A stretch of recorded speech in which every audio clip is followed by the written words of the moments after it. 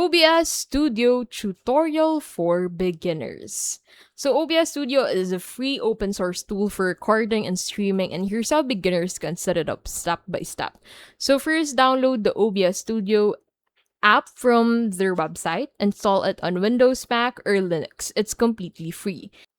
Now step 2, get familiar with the interface. Scenes are your layout, sources are your inputs, and the audio mixer controls sound, and controls manage recording and streaming.